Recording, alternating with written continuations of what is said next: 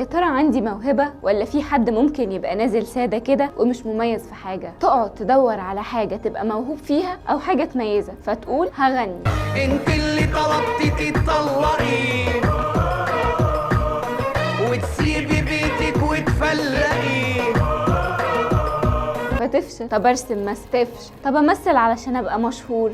لقد تشحمنا في الشعب، لقد تلسوعنا في الفعل، لقد وقعنا في الفخ. فما تنفعش وتيأس، فتيجي الست الوالدة تقولك فوق يا موهوم يا ابن الموهومة. الحقيقة ان مفيش حد مش موهوب، مفيش حد مش شاطر او بارع في حاجة ومتميز فيها قوي. الفكرة بس في انك يبقى عندك صبر وايمان بانك مميز فعلا. وبما اننا بنتكلم عن الموهبة فخليني اقولك ان من كام يوم جوجل كانت بتحتفل بميلاد واحدة اسمها اسماء حمزة. طب مين اسماء وايه قصتها؟ اسماء اول ملحنة سودانية وكان حلمها انها تغني، ولكن للاسف اتولدت بمرض في احبالها الصوتية منعها من الغنى، ولكن باباها اشترى لها عود تعزف عليه بعد ما سمع صوت تصفيرها وتلحينها، لحد ما لقبت بأميرة العود وبقت من أشهر الملحنين. وأوقات بتبقى ماشي في طريق وكارير معين وتيجي الموهبة توديك في سكة تانية خالص، زي ناس كتير سابت مهنة الطب واتجهت لحاجات تانية كتير، زي باسم يوسف اللي كان دكتور وساب الدكتورة واتجه لتقديم البرامج الساخرة، أو زي الفنان يحيى الفخراني برضو كان دكتور وساب المهنة واتجه للتمثيل، وغيرهم كتير مواهب صدقوا نفسهم وبعدها بقوا ناجحين ومتميزين.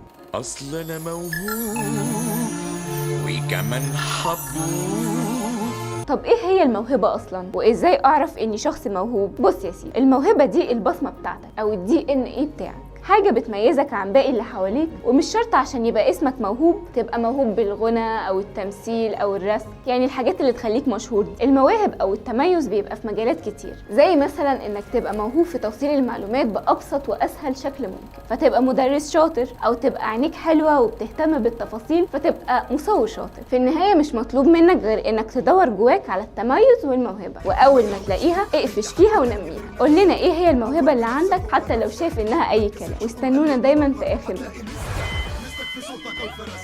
او تبقى عينيك حلوه وبتهتم بالتفاصيل فتبقى مصور شاطر، زي الاستاذ براء كده المصور بتاعنا، وطبعا باشمهندس كريم.